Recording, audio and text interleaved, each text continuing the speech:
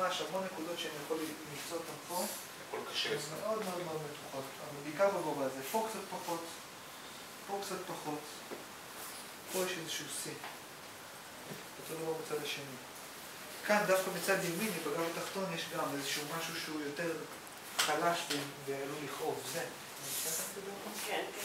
בצד שמאל... זה הנקודה של הסיגריה. כן. בצד שמאל זה פחות ברור. יש גם, אבל פחות נקודה ברורה, נכון? אז אני כבר רוצה לעבוד על פה ורוצה לעבוד על פה.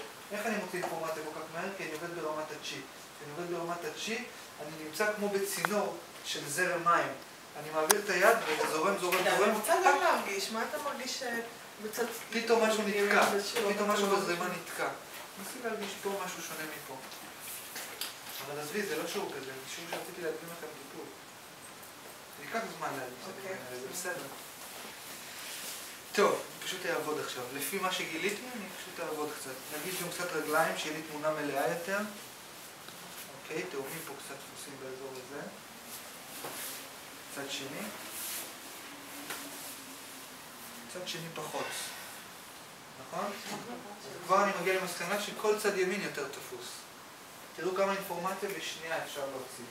אוקיי? אני מתחיל לעבוד. ואני מקווה להעביר לכם את הידע. זאת השאיפה שלנו.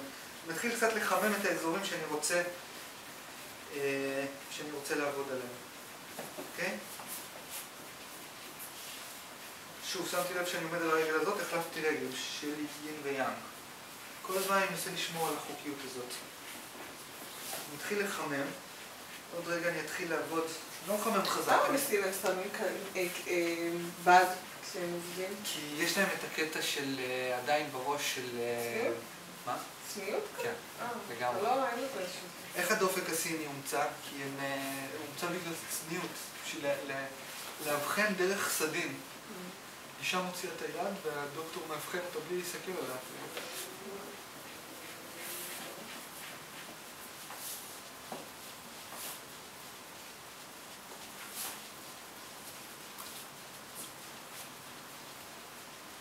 לא שאתה עכשיו למניפולציה, ואתה בוחר איזה... כן, מניפולציות שהתאימו. עכשיו אני בוחר את הרולינג, כי הרולינג הוא טכניקה שהוא מדמה באמת קצת עבודה כמו של מערוך. ואני רוצה לפתוח קצת לשני הצדדים את התקיעות פה. אני רוצה לעשות פתיחה. אני יכול לעבוד עם שני ידיים. אני יכול לאט לאט לפתוח עם יד אחת לכיוון אחד, ואז עם יד שנייה לכיוון שני, ולאט לאט לפרוס את הגוף ככה. השרירים הם סיבי שריר, אני רוצה להעריך אותם. קצת צד שני. אני יכול לעבוד קצת לרוחב, כל עוד אני זוכר איפה עמוד שדרה ואני לא רוקד עליו יותר מדי. שומר עליו.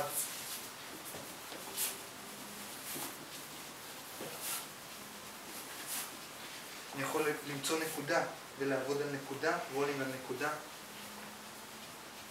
אני יכול להגיד, אוקיי, אם זה בגובה מסוים, אולי יש פה עניין עצבי של חוליה, אז אני אפתח קצת באמת עם רולינג עם להב את הגובה הזה בין עמוד שדרה לבין הזוקף גבי. ומשם אני יכול כבר להתחיל לעבוד קצת עם אצבע אולי, לחפש את הנקודות האלה. אני קופץ, בטיפול אמיתי לא הייתי קופץ כל כך מהר לאצבע, כי אני עלול לקבץ אותה, אז אני עובד מאוד בעדינות עם האצבע. ואני אעשה רגע טכניקות מהרמנות יותר, שמרגיעות. אני אגיע קצת לגב תחתון, כי אני רוצה ליצור איזשהו מפל ריכוזי מלמעלה ללמטה, כי פה יש חוסר מאוד גדול שיצר את הכאב כאן. זה לא כאב של תקיעות, זה כאב של חוסר. הכל פה מאוד ריק, מאוד בלי טונוס. ובגלל שהגב התחתון לא מחזיק את המשקל, נוצר פה תקיעות.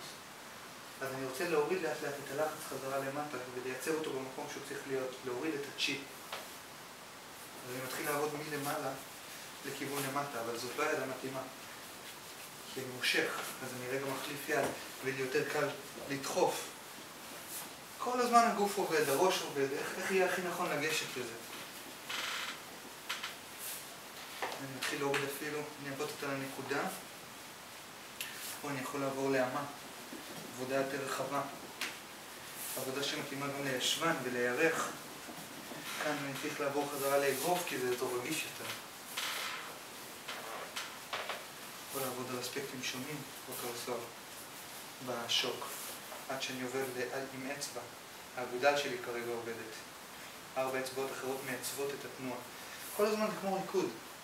כל הזמן הצ'י זורם בגוף ועובד לתוך היד שעובדת. אף פעם זה לא יד. זאת תנועה של יד לבד. אתם רואים איך הגוף יתאבן לרגע? אני כל הזמן עובד עם הגוף.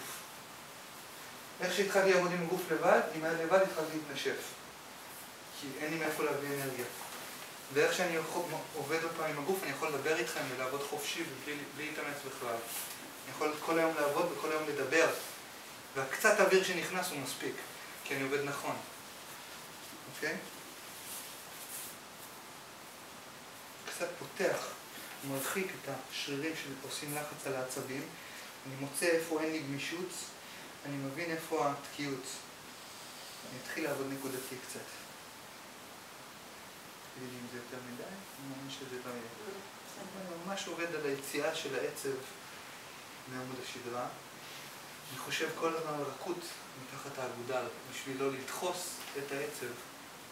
נכון? אם אני לוחץ על נקודה רגישה, על עצב, ועוד נכנס עם אצבע, אני חייב לחשוב על רכות. חייב לחשוב על משהו עגול שם בפנים. חייב לשחרר את הכתף, אני חייב לפתוח את בית השחי, שהצ'י יזרום, ולא להיות ככה. חייב לפתוח, לשחרר, לתת לצ'י שלי לרדת. אם הצ'י שלי לא יירגע, בטח שהצ'י שלה לא יירגע. אני אכניס לה את המתח שלי. טכניקה קצת עוד פעם מבסטת. טכניקה שנתחיל את השבוע הבא שהיינו אמורים להגיע אליה זה נינים. טכניקה כזאת. זאת הטכניקה הראשונה. אנחנו מסובבים את האור על פני השריר. יוצרים חיכוך בין האור לשריר, וזה יותר חום נעים בתוך הרקמה. נבדוק את הגמישות של עמוד השדרה, את התנועתיות שלו. נאזן קצת את הצד השני.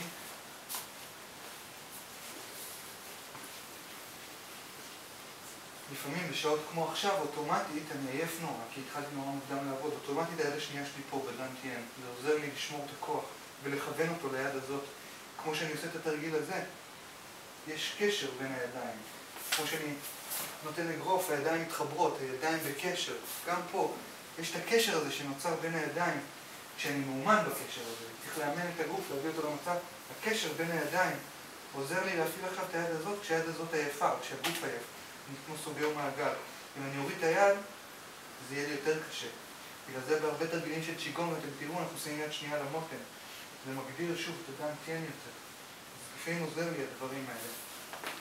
אני יכול לעבוד עם שתי טכניקות שונות, דברים כאלה. אני יכול לעבוד באזור אחד עם רולינג, באזור אחד עם גרספינג לצורך העניין. להתחיל לשלב, לעשות טכניקות מורכבות. אוקיי? שילובים בין הידיים. כל הזמן החלפה של ידיים, שאני אוכל תמיד לעשות מה שהכי טוב לגוף, ולא לתת לחוסר היכולת שלי, לא לתת את הטיפול שהכי ייתן לגוף להשתחרר הכי מהר. שכמות מאוד דפוסות.